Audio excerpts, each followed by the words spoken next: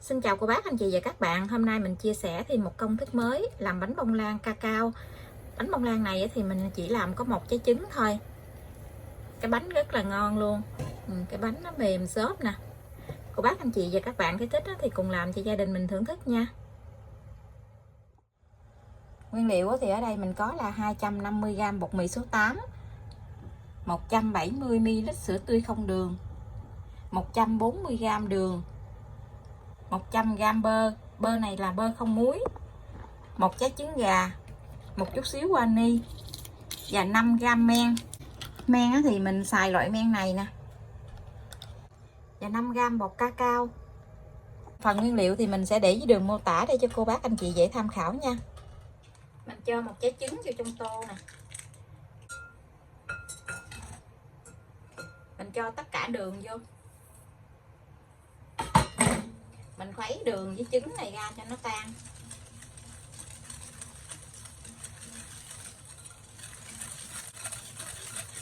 Đường với trứng đều rồi thì mình cho sữa tươi không đường vô.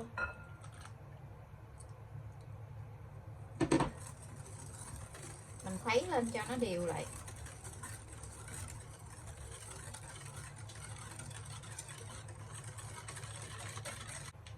Tiếp theo thì mình sẽ cho hết cái phần bột này vô luôn.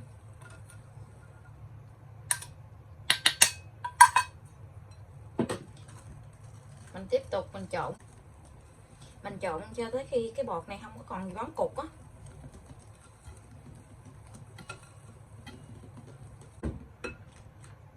Mình cho một tí xíu vani vô cho thơm. Nếu như cô bác không có thích mùi vani thì mình khỏi cho.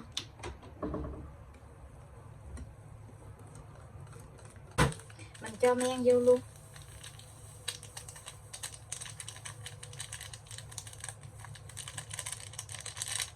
Cái gói men này là 6g, nhưng hôm bữa mình đã làm một chút xíu rồi.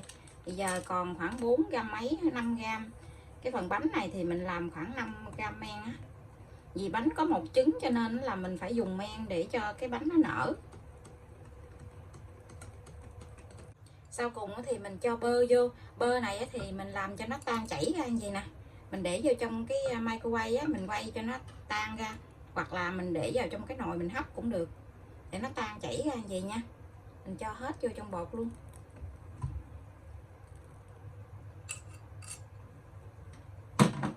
Mình trộn tất cả cái hỗn hợp này lại cho nó đều hết. Mình trộn cho nó đều hết rồi thì mình lấy cái màng bọc thực phẩm á, mình đậy lại, mình đậy kín lại, mình để cho bột nghỉ 30 phút nha.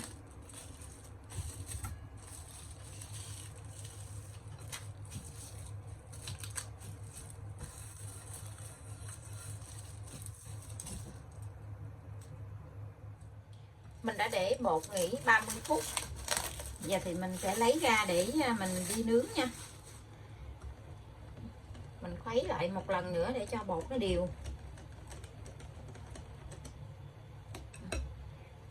Bột nó có cái độ đặc gì nè, bột rất là thơm luôn á. Mình chia cái bột này ra làm 2 phần nha, để mình pha với bột cacao á. Như cô bác thích cà phê á, thì mình cho bột cà phê vô cũng ngon. Bột cà phê hoặc là bột trà xanh á. Mình chia ra làm 2 phần.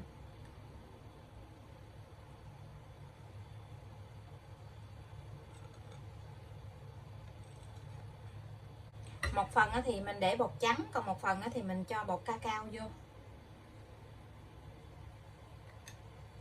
Bột cacao này thì mình để có 5g thôi. Nếu như cô bác thích ăn đậm chút nữa thì mình để thêm là cũng được.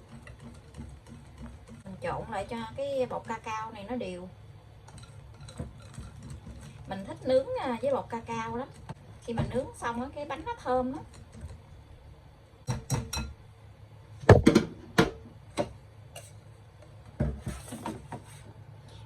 Cái phần này mình cho vào trong cái ca có cái mũi nhọn nè, tí nữa mình dễ đổ.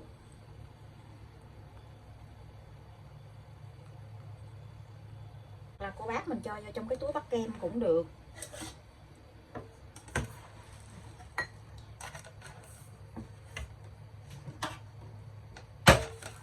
Mình chia bột ra rồi thì mình sẽ cho vào trong cái khuôn để nướng luôn. mình cho trước một lớp ở dưới cái khuôn nè. Cái khuôn này thì mình lấy một miếng giấy nến mình lót xung quanh, còn ở bên dưới thì mình cho một tí xíu dầu ăn vô, mình thoa lên á, mình thoa dầu ăn lên. Mình cho một lớp ở phía dưới như vậy ha, một lớp mỏng. Sau đó thì mình sẽ cho cái bột cacao lên, mình cho ở bên góc bên trong vậy nè, mình cho chính giữa cũng được, nhưng mà mình muốn tạo cái hình bánh cho nó đẹp á.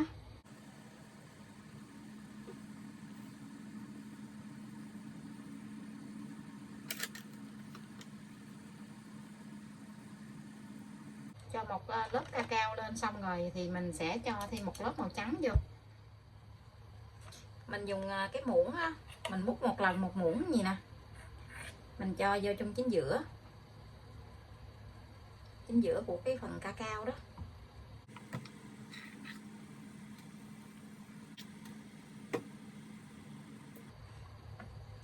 Tiếp tục thì mình cho phần cacao lên, cứ cho một lớp màu cacao rồi một lớp màu trắng vậy đó.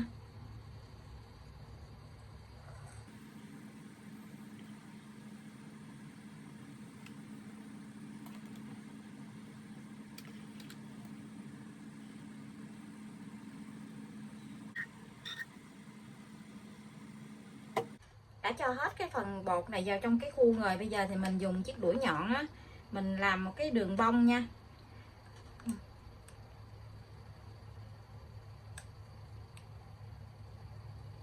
Cứ làm cái bông gì nè.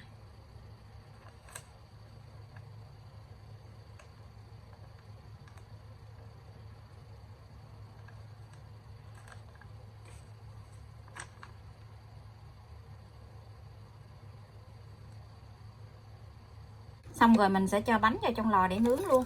Lò nướng thì mình mở lên cho nó nóng trước 10 phút. Lò nhà mình có 3 ngăn thì mình cho ở ngăn thứ 3 luôn, ngăn dưới cùng luôn. Mình nướng ở nhiệt độ là 160 độ C. Mở 2 lửa, thời gian nướng là 50 phút, không có cần mở quạt. Bánh của mình nó nở rất là cao bên trong luôn.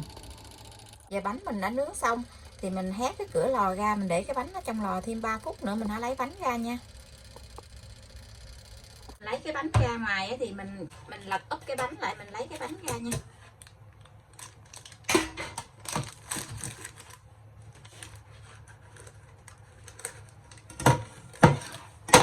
Và cái bánh ở bên dưới rất là đẹp luôn rồi nè. Cái bánh bên dưới đẹp quá chừng luôn. Mình lật úp lại, mình để cho cái bánh cái hơi nó đừng có bị động trong á.